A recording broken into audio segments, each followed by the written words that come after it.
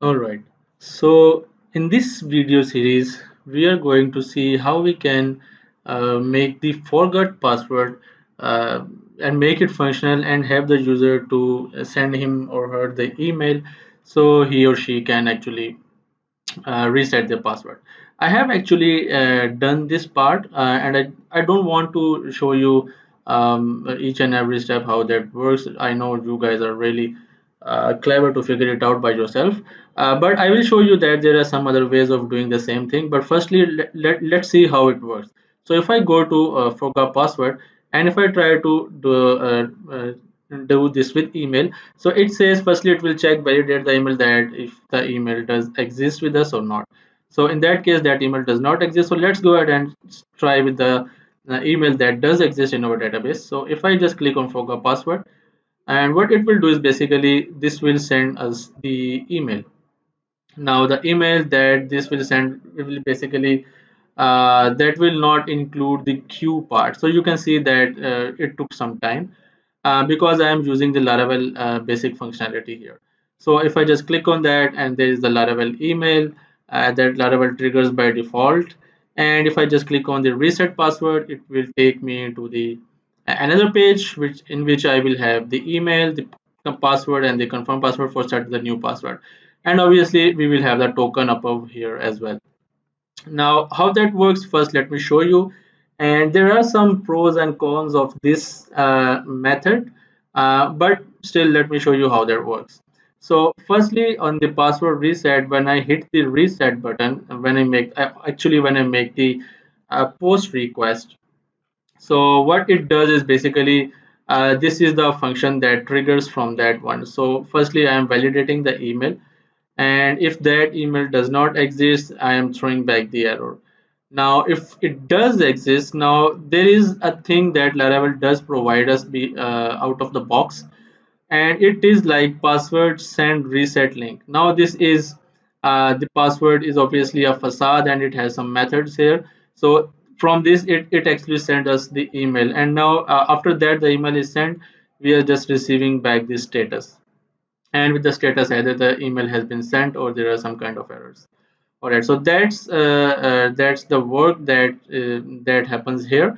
Now in the view file, when the user comes back, actually in this file where we are having this post method right here, authenticate email, and after that when the user will visit the link from this button, we have to give this route a name of password.reset. If I do not give this a name, and Laravel will actually throw me the error, not here, but obviously on this part.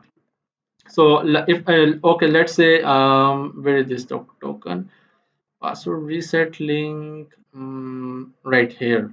Actually I have written this the same route twice, so I will just remove this one from here and just reload the page.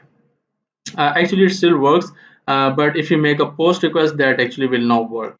And in that case, what we need to do, we will have to pass in this dynamic name in order the Laravel to work for it.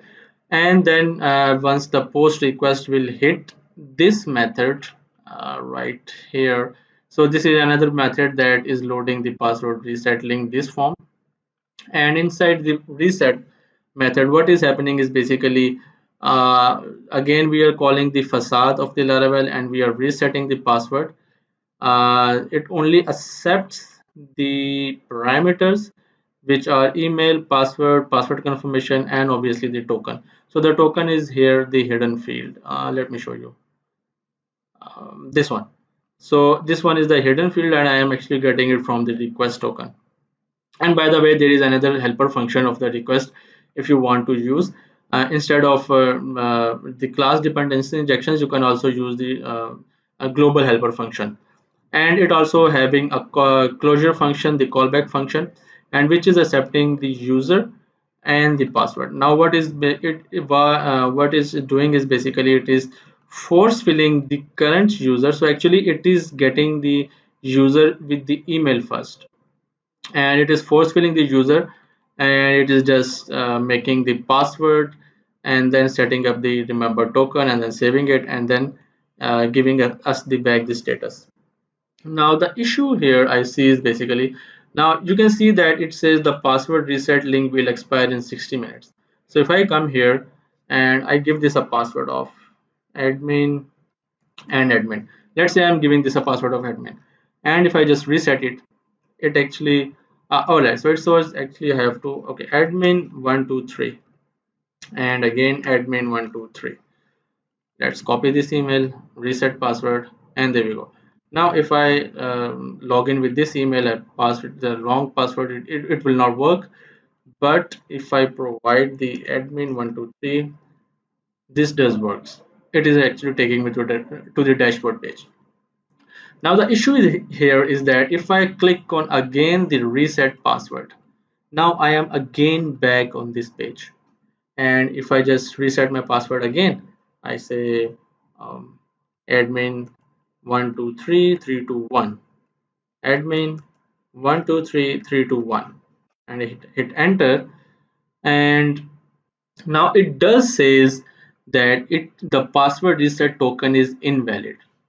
Now what does that mean is basically the token has been expired, which means that the token has already been used, but we are not throwing the error back to the user on this first landing main page. That actually, that's the thing that we should do, and we are going to do it right now. Now in order to check that before actually we just throw the user on this page, let's go into this page, and right here we are just getting the reset password here. So if we just jump into our routes file, and we can see that password reset is accepting a token up here. So I'm going to accept the token here, and what I'm going to do is basically I am going to check if the DB, and I'm going to import the class. So I will say if the password resets. Now if you go inside the Laravel table, you can see that there is a table called password underscore resets. Now what does that do is basically this will, first of all, if you send the user the password reset link, it will create the token over here, and once the password will be resetted, that token will be removed from here, and we are going to check if that token exists. So if it does, so if that token does not exist, what we are going to do is basically we are going to say about, and we can just give this a 404, and we will say that the page is not found. And if I come back and reload the page, and you can see I cannot, the page is not found. But one more thing here is that I should probably not see this page if I am logged in. Now, what does that mean is that I have to apply the middleware of guest up here. Now, right now we are having the middleware of guest, but we are still able to access this page with the email. Now Laravel is automatically logging us out. That's the feature of using this functionality.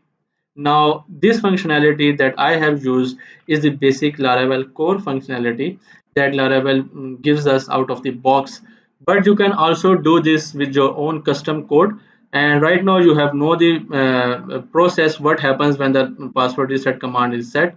So it actually generates a token on the email, and once you reset the password, the token is expired, and when you click again on that, you will automatically be logged out. So with that said, that's how the forgot password works. And if you are new to this channel, please subscribe my channel, like my videos, and if you have learned something new, just give this just tell me in the comments. And that's about it for this video, and I will see you in the next video.